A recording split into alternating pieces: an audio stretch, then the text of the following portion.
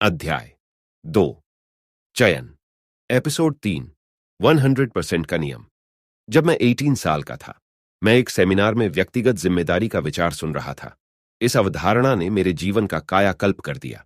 अगर आप बाकी की पुस्तक फेंक कर केवल इस एक अवधारणा का अभ्यास कर ले, तब भी 2-3 साल में आपका जीवन इतना बदल जाएगा कि आपके परिवार वालों और मित्रों को आपके पुराने स्वरूप को याद करने में मुश्किल आएगी।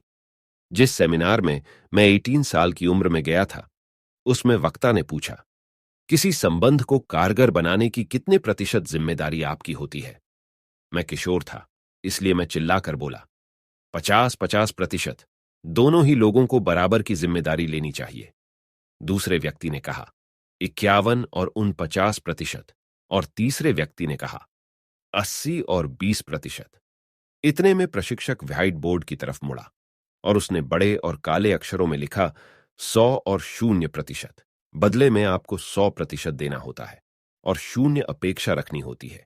जब आप संबंध को कारगर बनाने की 100% जिम्मेदारी लेने के इच्छुक होंगे, तभी संबंध सफल हो पाएगा, वरना संयोग के भरोसे छोड़ा गया संबंध कभी भी कमजोर पड़ सकता है।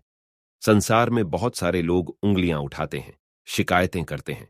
अगर आपने देर होने के लिए ट्रैफिक को दोष दिया, या अपने बुरे मूड का दोस्त अपनी संतान, जीवन साथी या सहकर्मी किसी की हरकत पर मरते हैं, तो आप 100% व्यक्तिगत जिम्मेदारी नहीं ले रहे हैं। अतार्किक किशोर बेटे से आपकी पटरी नहीं बैठ रही है।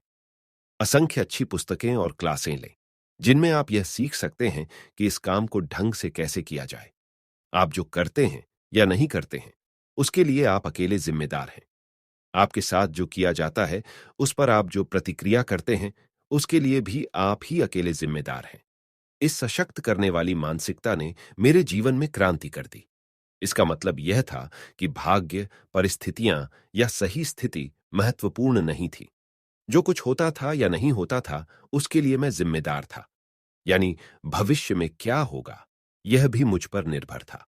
इसके बाद मैं उड़ने के लिए स्वतंत्र महसूस करने लगा, चाहे कोई भी राष्ट्रपति बने, चाहे अर्थव्यवस्था कितनी भी बुरी तरह गिरे, चाहे कोई करें या ना करें।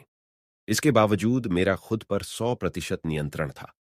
इस तरह मैं अतीत, वर्तमान और भविष्य का शिकार होने से आधिकारिक रूप से स्वतंत्र हो गया।